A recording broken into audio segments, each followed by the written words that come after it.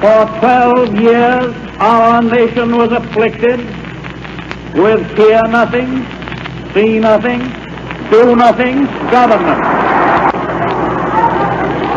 The nation looked to that government, but that government looked away. 9 mocking years with the golden calf and 3 long years of the scourge. 9 crazy years at the ticker and 3 long years in the breadline. 9 mad years of mirage and 3 long years of despair. For nearly 4 years now, you have had an administration which, instead of twirling its thumbs, has rolled up its sleeves. Government by organized money is just as dangerous as government by organized mob. They are unanimous in their hate for me, and I welcome their hatred. I should like to have it said of my first administration that in it the forces of selfishness and of lust for power met their match. I should like to have it said, wait a minute, I should like to have it said of my second administration that in it these forces met their master.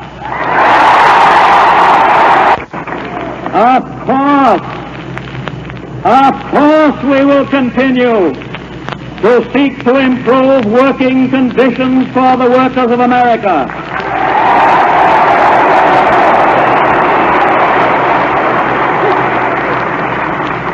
To reduce hours that are overlong.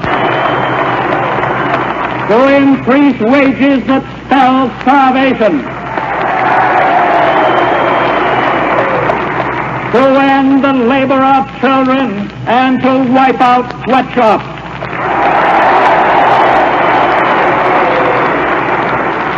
Of course, we will continue every effort to support collective bargaining.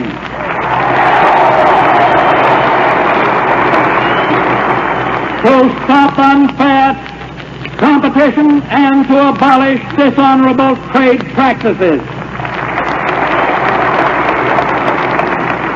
And for all these, we have only just begun to fight.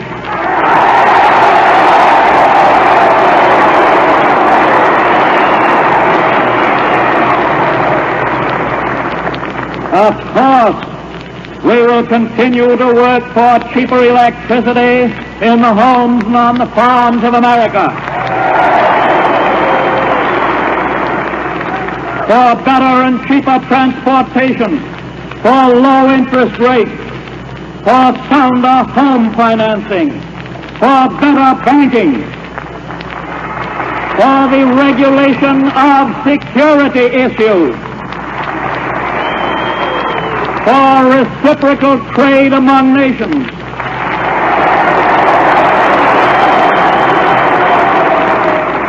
and for the wiping out of slums.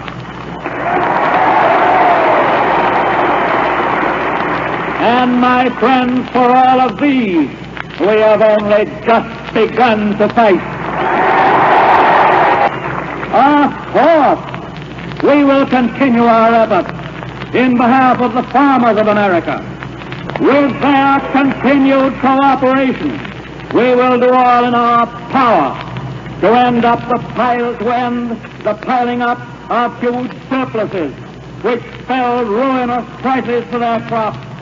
We will persist in successful action for better land use, for reforestation, for the conservation of water all the way from its source to the sea, for drought control and flood control, for better marketing facilities for farm commodities, for a reduction of farm tenancy, for encouragement of farm cooperatives, for crop insurance, and for a stable food supply for the nation.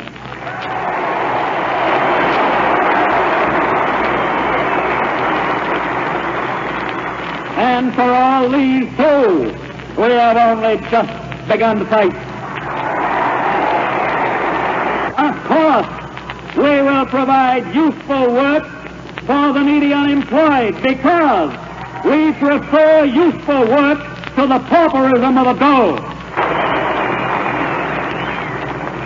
Of course, we will continue our efforts for young men and women so that they may obtain an education and an opportunity to put it to use. Of course, we will continue our help for the crippled, for the blind, for the mothers, our insurance for the unemployed, our security for the aged. Of course, we will continue to protect the consumer against unnecessary price spreads, against the costs that are added by monopoly and speculation.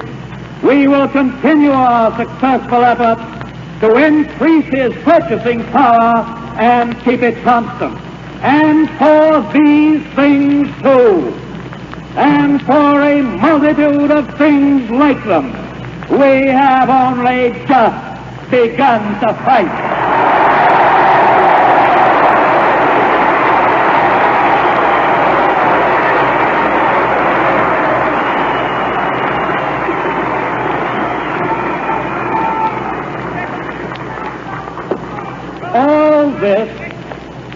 All these objectives spell peace at home. That is why the recovery we seek, the recovery we are winning, is more than economic. In it are included justice and love and humility, not for ourselves as individuals alone, but for our nation. And that is the road to peace.